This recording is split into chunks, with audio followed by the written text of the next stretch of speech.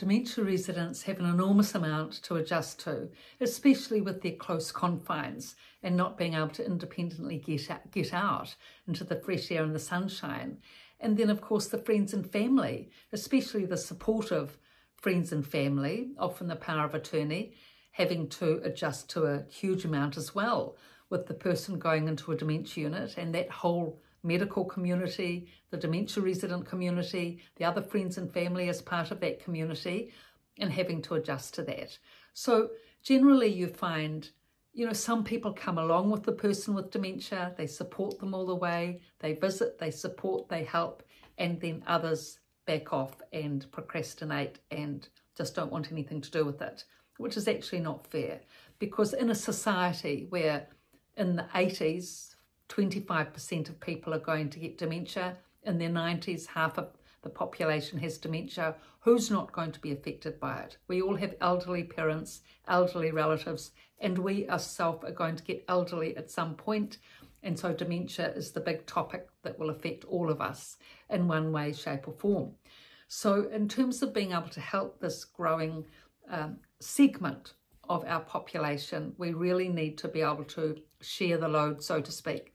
So it's very common for the power of attorney siblings, say the daughter in the city where the mother's in the dementia unit, to take all the load and the brunt of the support and the care, which isn't fair, of course. And if you're a brother, for example, and you just can't stand going into nursing homes or hospitals or people that are sick or whatever, there are always ways of being able to help. For example, one of the best ways is to say to the power of attorney, say your sister, look sis, how can I help? I know I'm not good at visiting, going to the dementia unit, I can't handle it, I can't take it, seeing all those people there, but I would like to help, how can I help? Now she may well say, well look, how about taking mum to get her glasses or get a hearing aid sorted or a pair of shoes or something.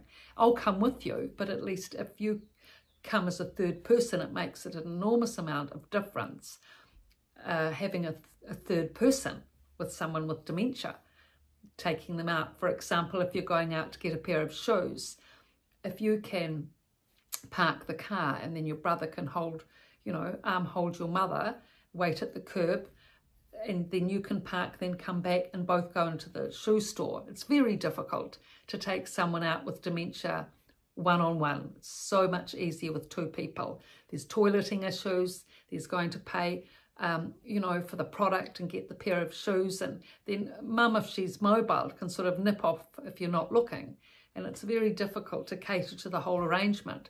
Whereas if you've got a brother, someone there, and you can say, look, you just take care of mum, arm in arm, holding, I'll go and pay for the shoes, I'll get the shoes, I'll do the parking, I'll do the driving, whatever it is. But you look after mum, that's it. Fantastic help, huge help. And any brother or sister or relative can do that. So this is the way it takes the burden off, because otherwise it's so stressful for a power of attorney thinking, oh, I have to take mum to the dentist or the doctor or whatever, and they're thinking of the parking and handling mum and handling everything else. It can just get a bit much. Whereas if another person comes along, it can actually be a nice, enjoyable time. You can maybe go and have a coffee before you get the shoes, you know, and then if anyone, you know, you can take mum to the toilet, your brother can pay for the bill, you know, then you can go and pick up the car and where it's parked, and he can wait with mum, so then she only has a little way to walk, and all of these, you know, many considerations that are needed when you take someone with dementia out on essential visits such as doctors, dentists, shoes, hearing aids, etc., or lovely visits to cafes, beaches or parks. So I've written on these topics at length. So many aspects out there, so many videos.